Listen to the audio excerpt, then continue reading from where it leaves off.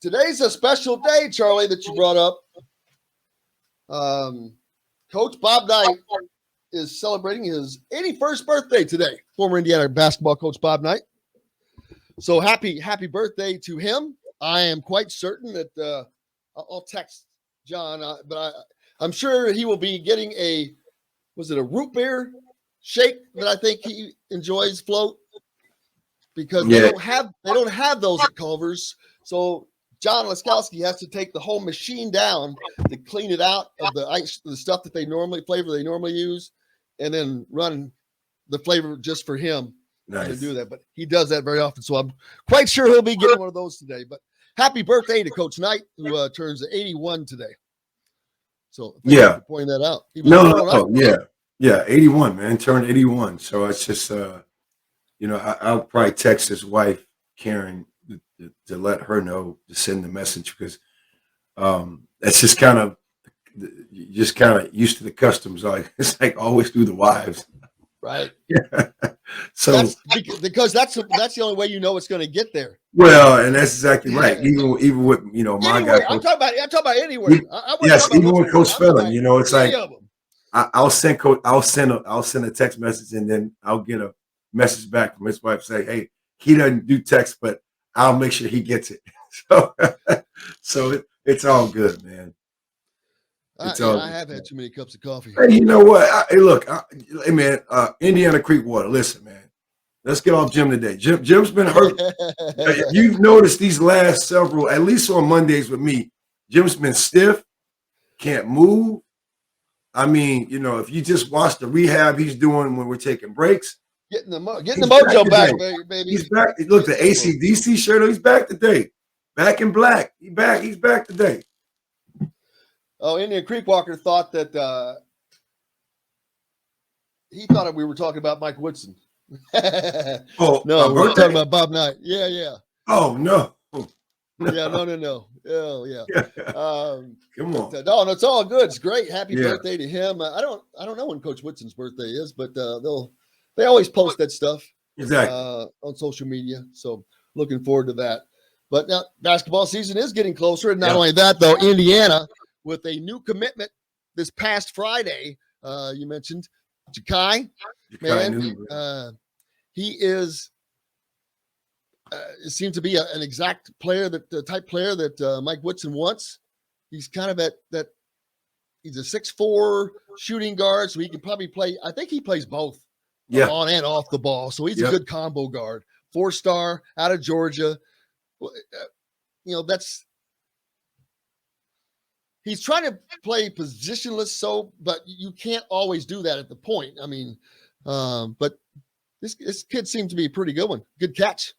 Yeah, and just from what I've heard of him and what I know, he's another skilled energy guy, right? I mean, very vocal. He's a winner, and listening to why he committed to Indiana was the reasons of, hey, look, we want you to play. You play right now the way we're going to play moving forward, up tempo. Anybody push the basketball. I mean, again, music to any player's ear, especially if you're skilled and you're also looking at Coach Woodson for the trajectory if you want to continue to play wherever that may be next level. That's a big ceiling. That's a big selling point I feel Coach Woodson has. Now, you still has to coach at the college level. We hadn't played one quarter yet, or one half. Then you still have to make the adjustments. But I think all the pieces are falling in place as far as what you need to build a winning program moving forward. He's considered a guard that can really score at all three levels. He's a great athlete. He's an aggressive defender, which that's probably what caught Mike Woodson's eye first. I would think that a coach, say a coach is out watching some games wherever, and he's not looking at this kid specifically, but there's other kid. If there's somebody who is playing just shutdown defense, that is going to catch a coach's eye before almost anything else, I think, unless they sink 7 threes in a row. But when you're playing lockdown defense, that stands out more than anything, in my opinion. Well, no, you're saying it, and I talked about that extensively this weekend at my basketball camp. This camp in particular, we watch film, we go over things you're talking about right now. Defense is something that you can control at all given times. It's something that can help you become consistent. When you go to nationally invite type camps, exposure camps, or team camps, or AAU stuff, you've already been verified as a player. I think they know what you can do offensively. They want to see you defensively. Do you take pride not only on ball, but off ball defense? Are you aware? Can you help? Can you help recover? Do you know how to close out? Right. And then, I mean, and I would have to imagine a 6'4", good sized player like he is, who can fill it up at all three levels, can shoot the three mid-range, and finish at the rim. That has to stick out big time.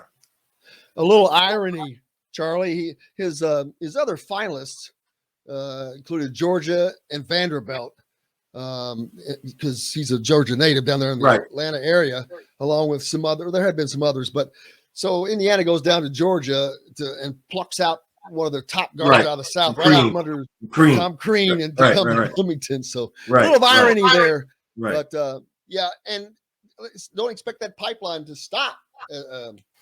Because Coach is this is the second straight commitment from a Georgia kid. That was gonna say, but you sent those fibers,